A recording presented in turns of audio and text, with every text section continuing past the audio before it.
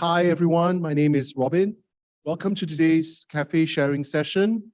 Cafe is career advancement for FASS educators, and we are in the LT right now. Myself, Robin Loon from English Linguistics and Theatre Studies, Donna Bernero from History, and Nina Powell from Psychology, and online, Pak Mihi from CLS. Today's session is a hybrid session. We have 5 colleagues with us in the LT13 and 12 of you online. So welcome everyone. So for today's session, we are talking about the 5 awarenesses of teaching and how reflecting of them has affected Jonathan Sim, who is instructor from the Department of Philosophy. So I'm moderating this particular session. As with all cafe sessions, we will record the presentation portion of today's talk. And after Jonathan's finished with the presentation, I will stop recording and we will take questions. So this is to encourage all colleagues to speak freely. So without further ado, I'm going to hand the mic to Jonathan, who will talk us through today's topic. Jonathan. Thank you, Robin. Hi, everyone. My name is Jonathan. I'm an instructor from the Department of Philosophy. So let me just give you some background of what I teach. Okay, so I teach this module. It's called GET 1050. The new module code is GEI 1001. It's called computational reasoning. And every semester, I teach about 550 students. At its peak, we had 800 students. And I have a team, an army of 15 TAs, most of them undergraduate TAs. And again, at its peak, when we had 800 students, we had a total of 32 TAs. Now, I've been teaching here in NUS for more than 6.5 years already, coming to 7. And before teaching this module, I was actually teaching another 2 compulsory modules. So my whole career here has just been teaching compulsory modules, interdisciplinary modules. Yeah.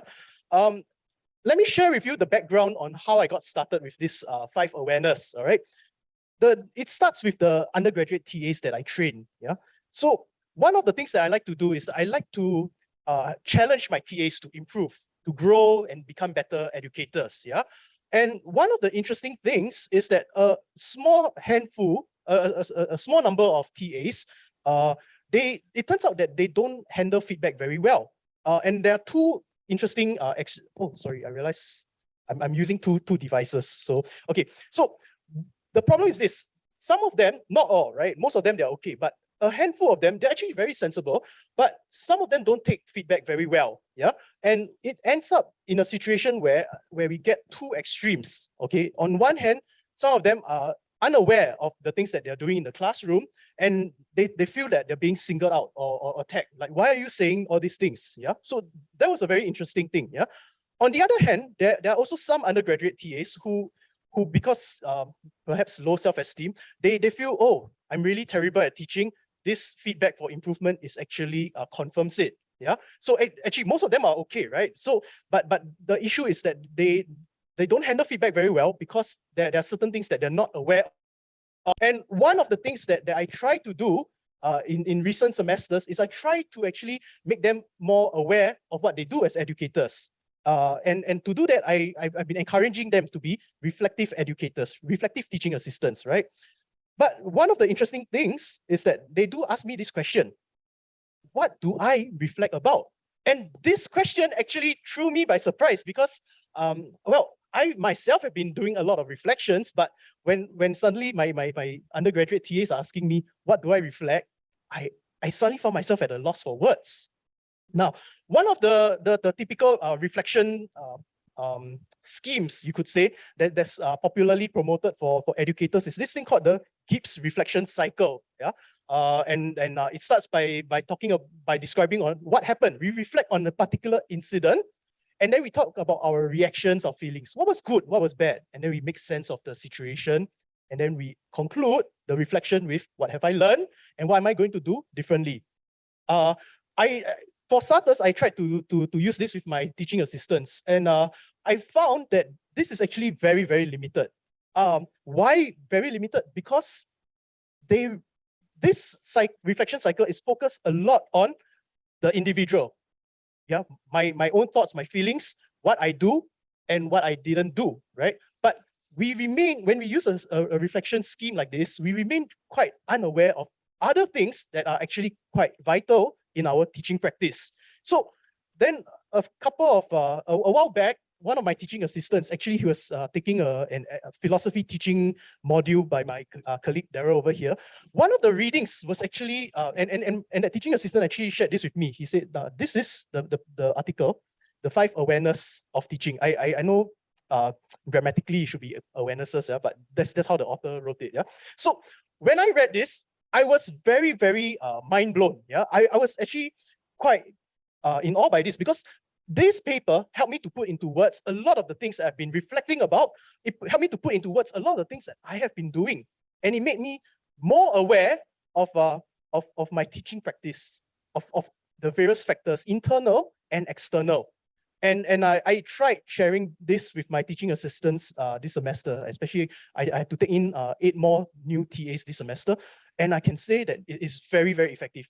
They feel more empowered with this 5 awareness. And so I would like to share this with you. Yeah. So what are the 5 awareness? Okay. The first one is the awareness of self as a teacher. Yeah. Questions like, what kind of teacher do I want to be? How do I want others to see me? And how is this teacher identity different from who I am? Yeah. Let me just start with this for a bit, because for the longest time, I always thought of myself as, I should be consistent, right? I am me, and my teaching identity should be who I am. But I realized that over the years, the more I do this, wait, there's somebody who needs to be admitted. Okay, so I realized that the more I do this, there is a certain value in keeping a separate teacher identity, and because after all, we are more than our jobs. Yeah. And there was a period where I was quite dominated by my teacher identity, and I became just a teacher. But to be aware that we are more than just a teacher, that actually helps us a lot in some ways, right?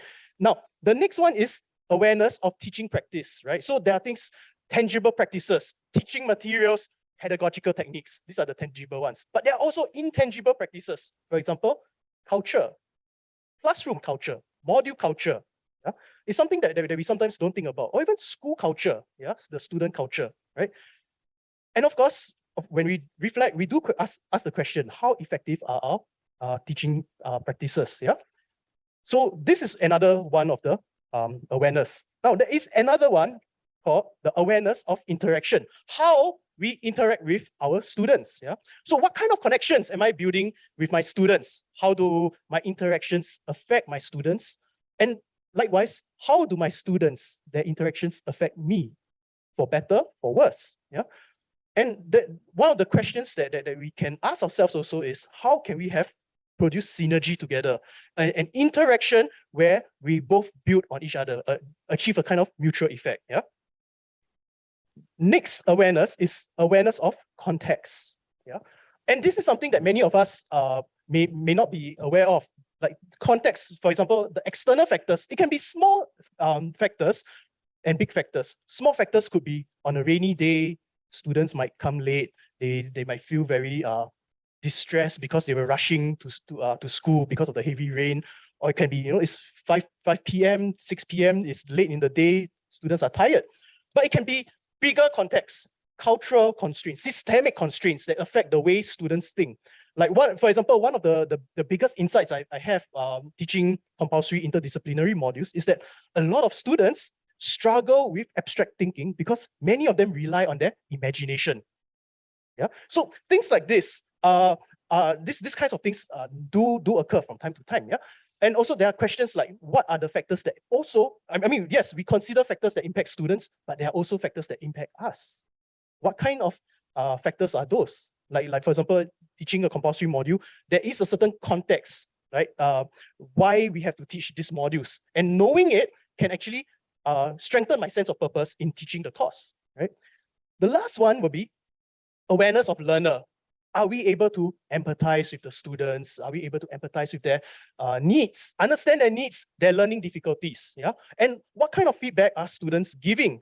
Now, I write here in brackets, intentional and unintentional, because many times students don't always give intentional feedback. occasionally you have students who tell you, oh, I love this module, oh, I don't like this thing that you did, or whatever, right? But the unintentional feedback is one that I find very valuable. For example, if a student struggles to do the assignment or does the assignment badly, there is valuable resources to analyze. Why is the student having a hard time doing the assignment? Yeah. So things like this we can grow more aware of. Yeah. So in summary, these are the 5. Yeah. Awareness of self as teacher, awareness of teaching practice, awareness of learner, awareness of context, and awareness of interaction. The value of sharing this is precisely because whenever most of the time, right, like prior to, like for myself, before I discovered these 5 awareness, whenever I do my reflections, most of the reflections were, when I deliberately do my reflections, right, it's focused on these 3, the awareness of self, my teaching identity, my teaching practice, and my interaction with the students, that we don't actually realize that other things, the context and awareness of the learners, these things actually factor and affect the way we teach. And I have this slide here which looks pretty messy, but basically the point is to show that each time we are aware of one thing, it affects so many other things. And the point of what I want to share right now is I want to show you how, as in my 6.5 years here in NUS, how I've come to gain new insights into the different awareness and how each one changes the other kinds of awareness, how it changes my teaching practice, how it changes how I interact with students, how it changes my identity as an educator as well. Yeah. So this is what I want to share, right? So let me just start. In the beginning, when I first joined, started teaching in NUS, I saw teaching merely as transmission of knowledge. And I thought that all teaching is about is lecture style. I didn't value group discussions very much. I just thought that was a waste of time, and this was the ideal form of teaching. But over the years, this has changed so much. And I want to share with you one comment that my former boss, her name is Prof. Cheng Huang Kun. She said this to me. I first started teaching when I was doing my master's concurrently. And she said, Jonathan, you are in a very special position. You are both a teacher and a student.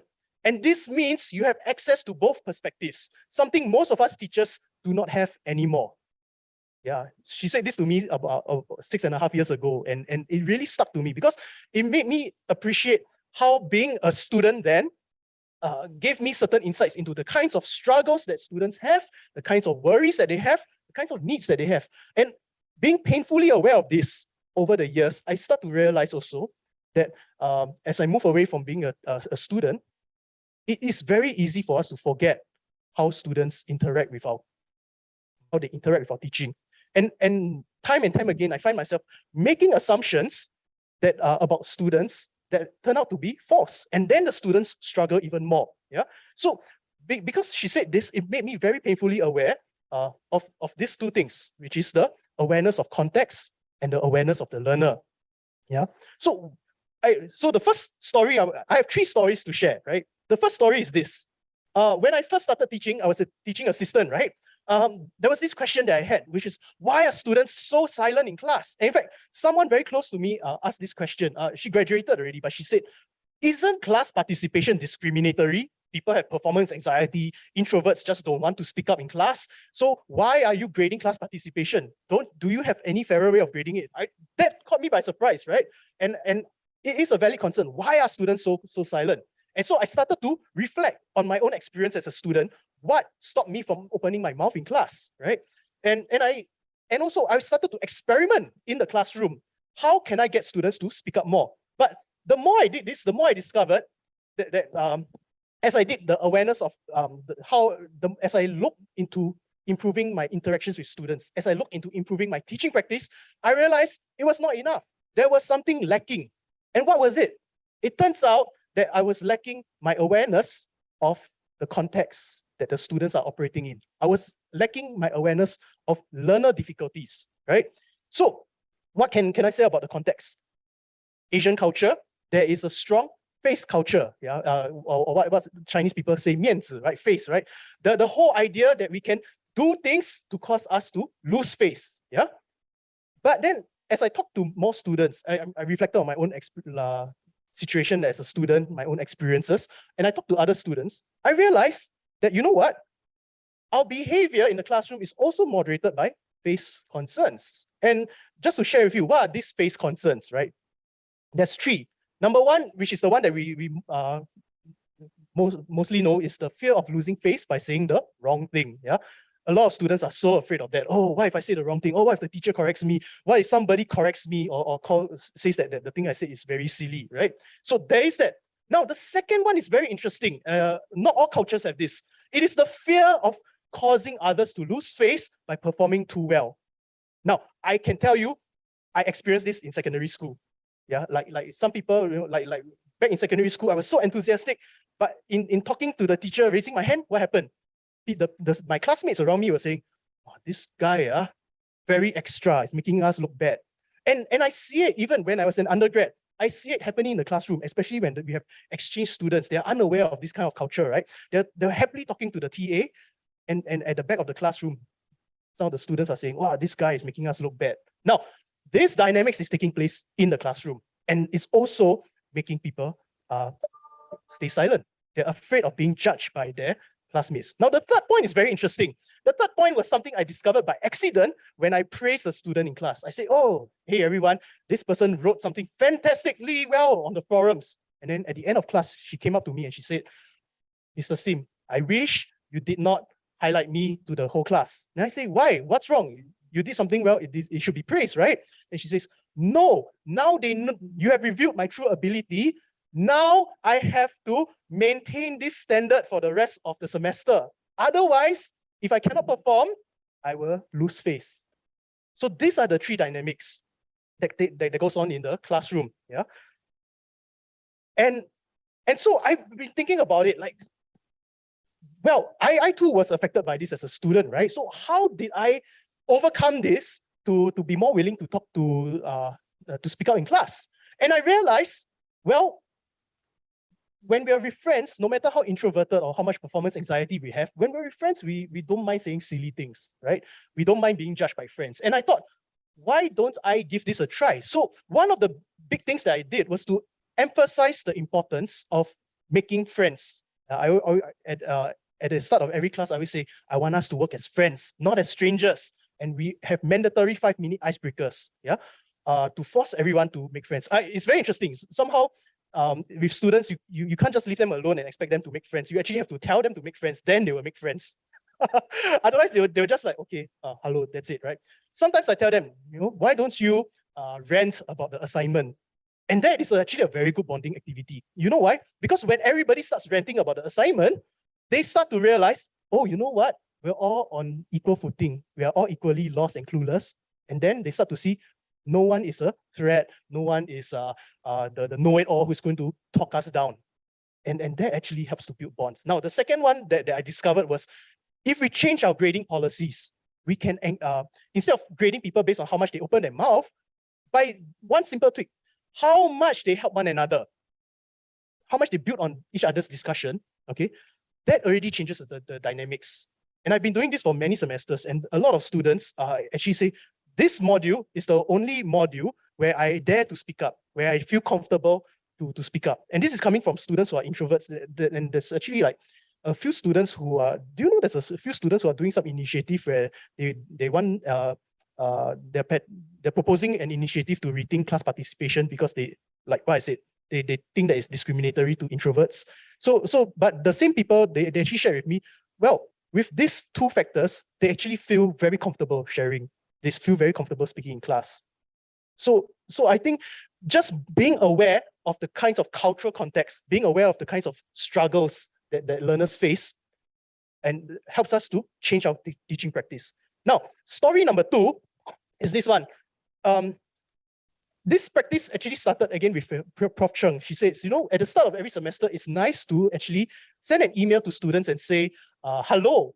And I thought I'll go further. I said, don't just tell me hello, tell me what are your thoughts on this module since it's compulsory, right? And then I was introduced to something that I did not expect, okay? Frequent language of fear. Never in my life had I seen so many students say, I'm afraid, I'm anxious, I'm scared, I'm terrified. You know, when I saw all these emails from them, and 6.5 years, it's still happening. They're still telling me this. I was looking back at my experience. Was I that anxious and worried and afraid as an undergrad? Actually, no. I asked my peers, right? We all graduated. Were you like that? They were saying, no, we were just stress. That's it. So this is something very new. And I think we only see it in the context of interdisciplinary learning. Because why? It is an alien subject, foreign subject, right? And one of the things that I discovered talking to students was that many students link their performance with their self-identity. Yeah, many of our students in Singapore especially, they score straight A's their whole life. Primary school, secondary school, JC. That's 12 years of never failing ever once in their life. And then they come to NUS and we bell curve all our straight A students. That's a terrifying experience for many of them. And for many of them, achieving straight A's for 12 years has become their identity. Yeah, and to suddenly see that taken away from them is existentially crushing. So crushing. Yeah. And one of the interesting things that I find, you only see this in interdisciplinary compulsory modules. You don't see this in like for example, if they're majoring in like some major, right? You won't see this pattern of behavior in that major, only in interdisciplinary modules. What is that?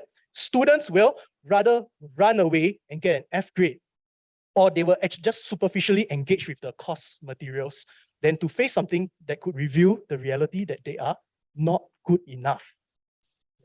And this impacted me very, very much, because one of the modules that I taught, I actually encountered, I was a teaching assistant, right? So I actually met a few students who took the module to the point that they were crying. They're saying, why are we forced to do this to discover just how bad we are, you know? And that got me thinking. And of course, I know some of you are thinking, is this an exaggeration? No. So I share with you, this is one of the reflection papers, one of many, many reflection papers of students saying how fearful they are, how much they try to run away from these kind of materials. Yeah. Let me just highlight now. I have been avoiding this module by not completing it or giving up halfway. It's a kind of defense mechanism. It's a psychological defense mechanism. If they don't do well, they can say, well, it's because I didn't engage in the material. Well, I didn't put in enough effort. So that's why, right? It's their way of protecting themselves. Yeah. So again, I did this. I tried to improve my interaction. I tried to change my teaching practice, but it was not good enough. And I realized, again, context, awareness of context, awareness of learner was very important. And I started asking myself this question: is there a student perspective that I can reference to address these issues? I couldn't talk to students because if they knew how to solve it, they wouldn't be in this problem. Yeah. So one of the things that I referred to was actually my own experience recently. Before I joined NUS, I was working in another university. My specialization is Chinese philosophy. But you know what's the irony? I failed Chinese. Yeah. But my boss in the other university actually thought that my Chinese is very good. So he sent me to work in China for 2 months. Yeah. And I was freaking out. And one of the things I did was to sign up for adult business Chinese classes. And this Liu Yan, she was the teacher. She said, we only have 1 week before you go to China. I can't teach you how to improve your grammar and vocabulary. Instead, I'll teach you how to be more confident of yourself. And she did something that 12 years of Chinese education didn't work for me, which was this thing, intellectual self-trust. She helped me to trust my own intellectual abilities when it came to a subject that I was weak in. Yeah. So what is intellectual self-trust? It's the ability to trust our mental abilities to not only recall information, but to generate new knowledge or new answers, right? So when we doubt ourselves, when we don't have intellectual self-trust, we begin doubting ourselves over and over again. And this happens a lot because it is difficult to trust ourselves when there is perceived high stakes of losses. Either the grades are at stake or their identity, right? The existential identity is at stake, right?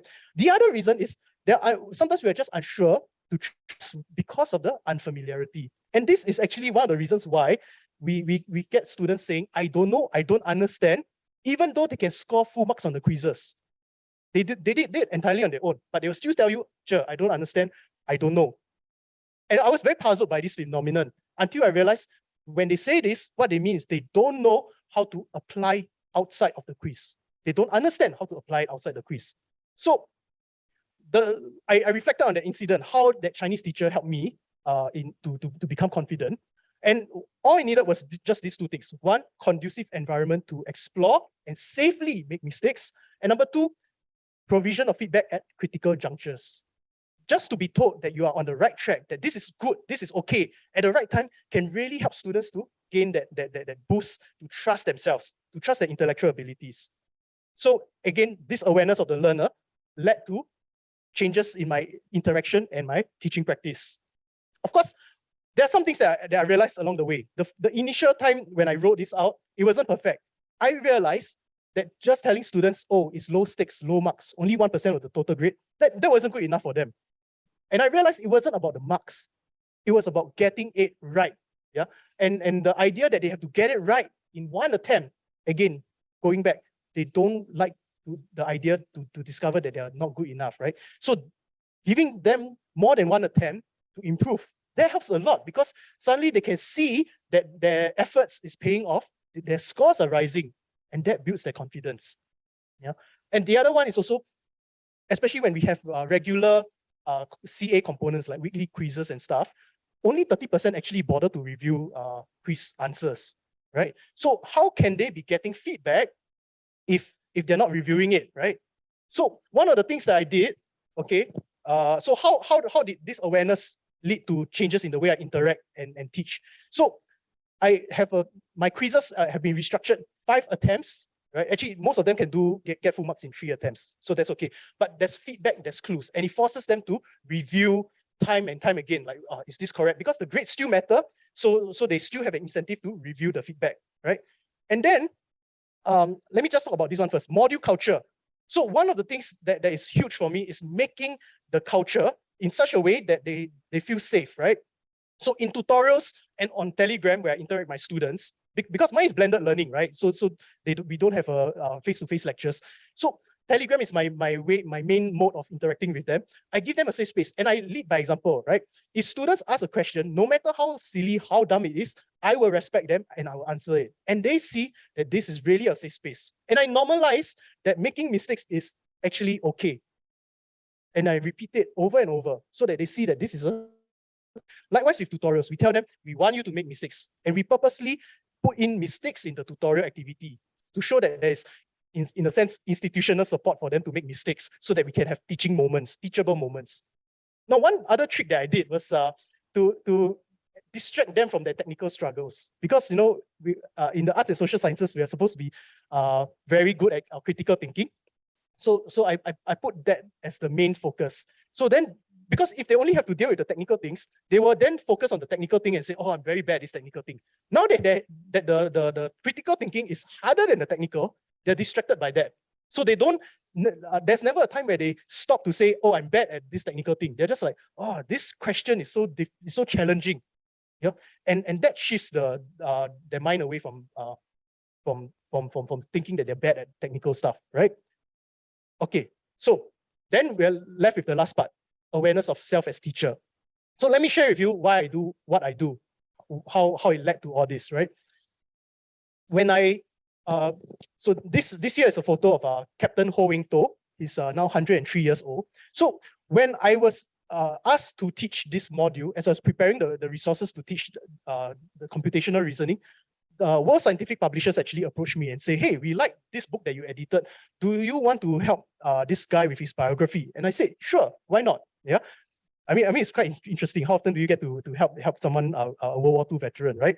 So he's a World War II veteran. He fought the war in China, okay, and as a bomber pilot. Then later on, when the communists took over, he came to Singapore and he joined what was then Malayan Airways, right?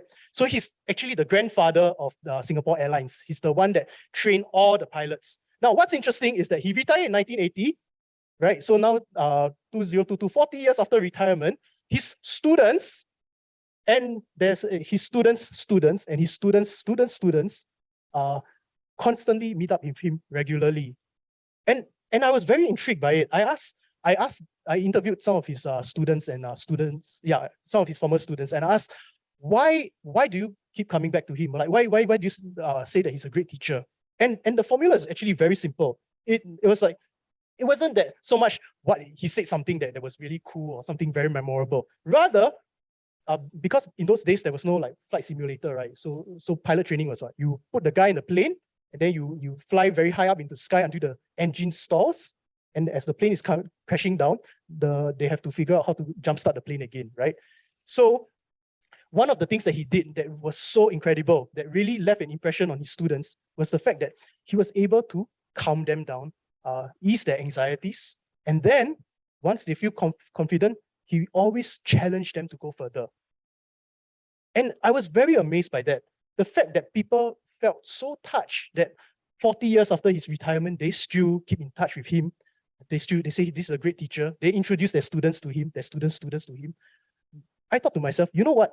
I want to be like him, because I've talked to many FASS students, and many of our FASS students don't see a very hopeful future for themselves. And I thought to myself, I want to be like Captain Ho over here. I want to be like him, to motivate, empower my students. Yeah. So this is really why I do what I do, because end of the day, I want to be like Captain Ho. I want to motivate those who are uninterested, unmotivated. And for those who already feel motivated, I want to empower them so that they feel that they have that they can do more than what they can currently do. And at the end of it, when they feel empowered, I want to challenge them to be better versions of themselves, the way Captain Ho did. And over the years, I've discovered that in order to motivate, empower, and challenge, it's all about developing support structures, culture, resources, and policies, so that students feel safe to explore, and then they gain confidence and trust in themselves to venture out. But this can only be accessed through the student perspective. And so as I'm losing this perspective, the more I stay, the more I am as a teacher, I need to rely on my own students. But one thing I've discovered is I can't rely on my TAs too much, because TAs are A-grade students. A-grade students don't understand the struggles that B-grade students and C-grade students face. So I always make myself accessible so that I can talk to these students. Okay. Anyway, let me just quickly run. I'm at the end already. So this is actually one of the testimonies from a student who felt so empowered. She realized, if I can write code, why am I restricting myself to just stereotypical jobs for art students? Can't I do something more? And so she applied for a science internship, a scientific internship, and they actually interviewed her, gave her a coding test on the spot, and she did well, and she got the internship. Yeah. So that is the empowerment. So basically, the point I want to say is this: I've grown having this 5 awareness that teaching, there's not just teaching, but it's also learning to consult students to understand their learning difficulties so that I can support them. Okay, so I think I will just end it here. Yeah, thank you so much.